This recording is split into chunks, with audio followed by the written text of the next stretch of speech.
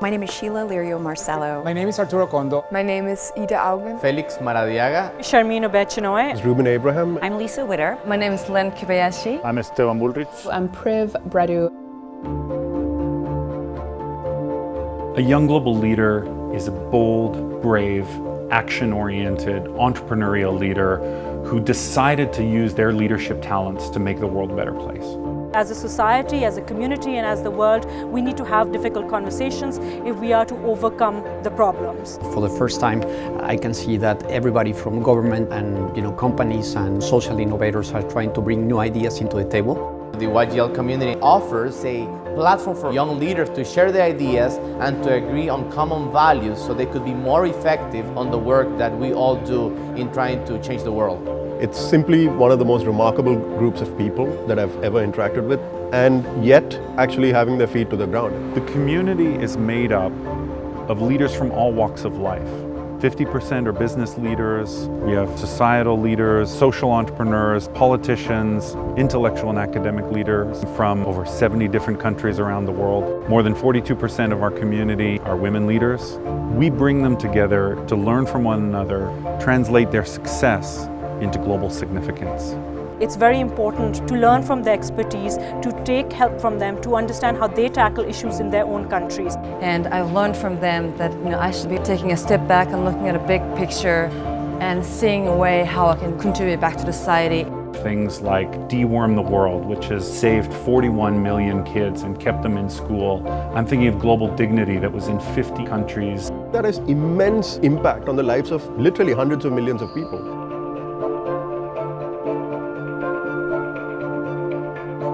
A group of us YGLs who are visiting a community in Lima of indigenous people from the Amazon to reimagine what a community looks like made out of Legos, to look at what are some of the things the community might need to help it thrive and have less violence. They knew how to get this opportunity of us going there to persuade the politics to come and also to move the community to say what they wanted. The World Economic Forum connects the work on the ground to the discussions that happen at high levels. It's so important that we remember why. It's about the people. We are responsible for changing the world. We are responsible for making the world a better place for our kids. That's something that I want to strive for and I want the world to strive for. It's hard, but I think if each of us can strive for that in our own way, that is really, really powerful.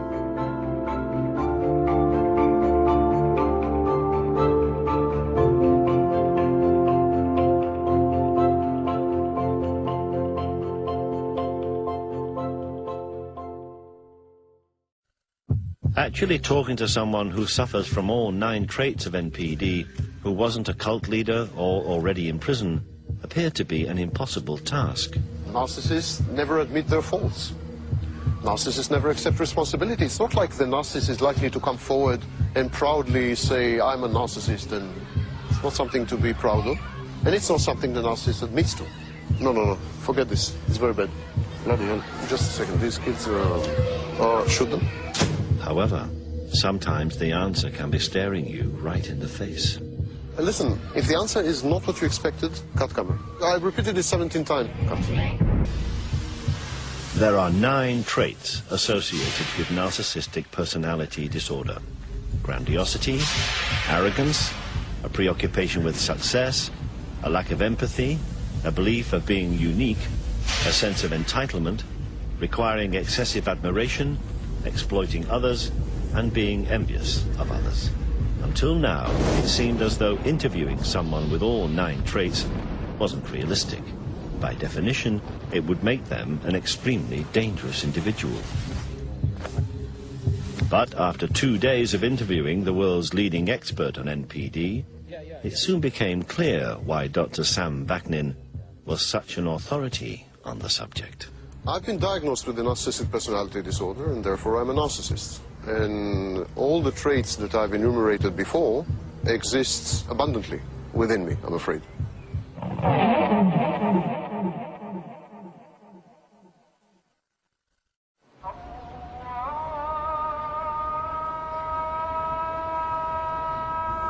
We had finally found a level 9 narcissist. Sam is unique. He not only has all 9 traits, but he's been aware of his condition for over 20 years. I'm a self-aware narcissist, which is a rarity. Most narcissists are not self-aware.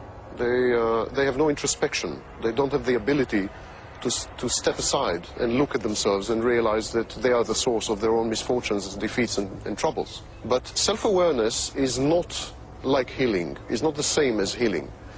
If one is aware that one is a cocaine addict, that doesn't wean him off the drug.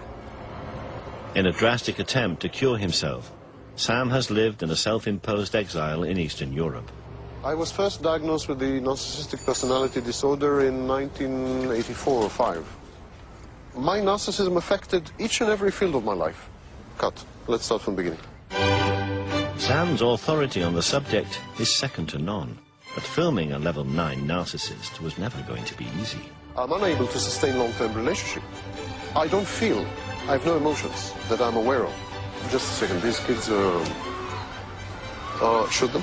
I don't know why people are not born adults. Absolutely unnecessary state. I'm unable to work with other people in teams.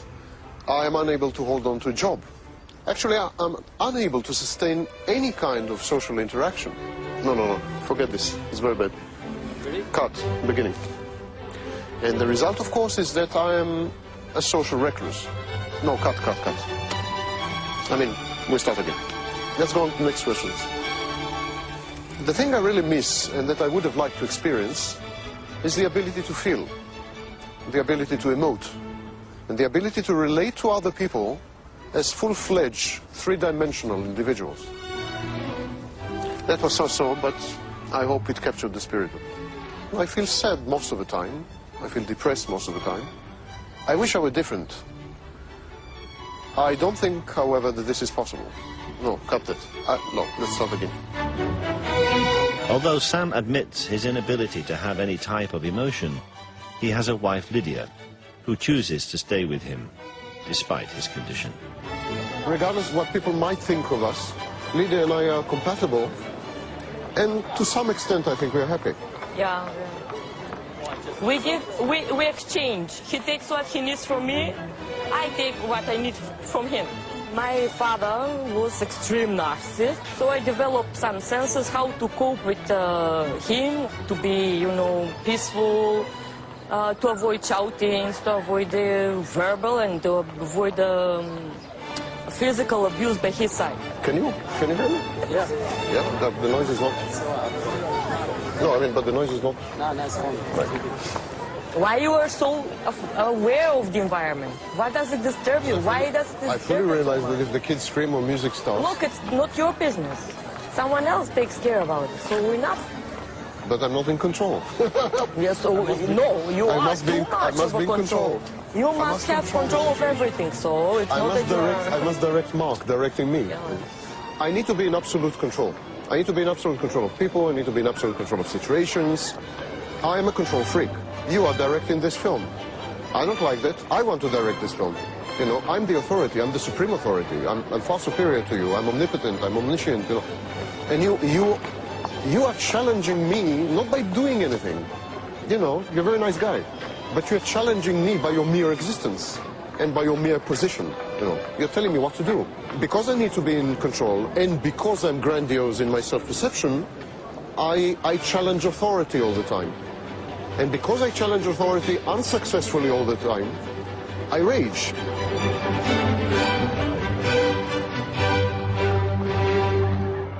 Sam is able to offer a unique insight into why an extreme narcissist can suddenly rage uncontrollably, as Brian Blackwell's defense claimed that he'd done. When I feel insulted or injured, I feel that I have been negated, that I've been annihilated. I feel that I'm dissolving into molecules. I feel that my very being, the core of my being, my essence, is being threatened directly.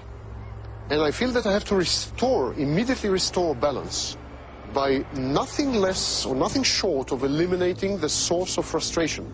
It's not really vengefulness or vindictiveness.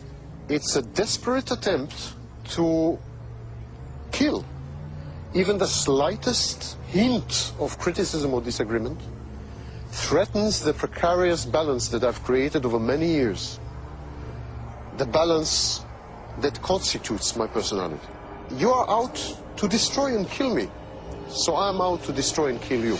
It's very difficult to cure personality disorder. Personality disorder, by its very definition, is an enduring and stable part of somebody's psychological makeup.